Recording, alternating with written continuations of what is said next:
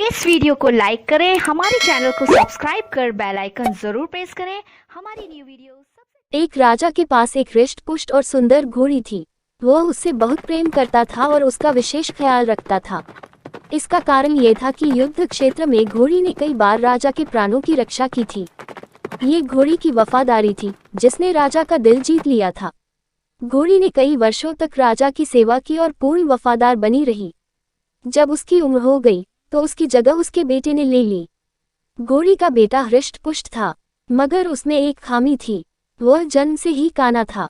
इस बात को लेकर वह हमेशा दुखी रहा करता था।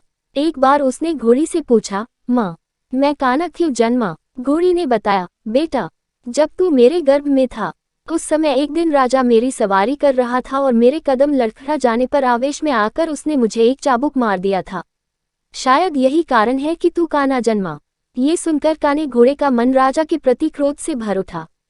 वह बोला, माँ, राजा ने मुझे जीवन भर का दुख दिया है, मैं उससे इसका प्रतिशोध लूंगा।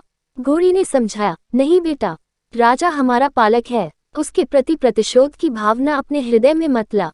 क्षणिक आवेग में उसे क्रोध आ गया और वह स्वयं पर नियंत्रण नहीं रख पाया। इसका अर्थ ये कतई नहीं कि वह हमसे प्रेम नहीं करता। तू प्रतिशोध लेने का विचार अपने हृदय से निकाल दे। माँ के समझाने पर भी काने घोड़े का क्रोध शांत नहीं हुआ। वह राजा से प्रतिशोध लेने का अवसर ढूंढने लगा। बहुत जल्द उसे यह अवसर मिल भी गया। राजा युद्ध के मैदान में काने घोड़े पर सवार था। उसके और उसके पड़ोसी राज्य के राजा के बीच घमासान युद्ध छिड़ा हुआ था। तलवारबाजी करते करते अचानक राजा घोड़े से नीचे गिर पड़ा।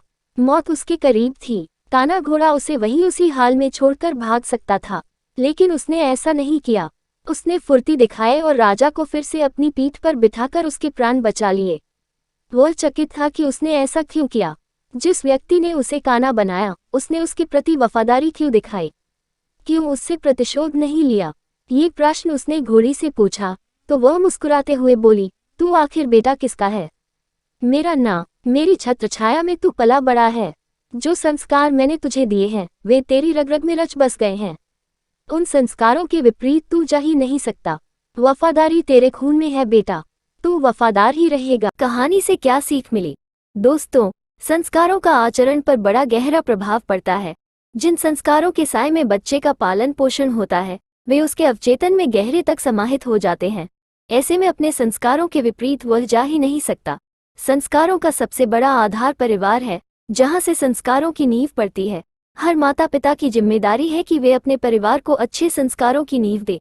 अच्छे संस्कार के परिवार का व्यक्ति संस्कारी बनेगा और अपने कर्मों से समाज में सदा सम्मान पाएगा।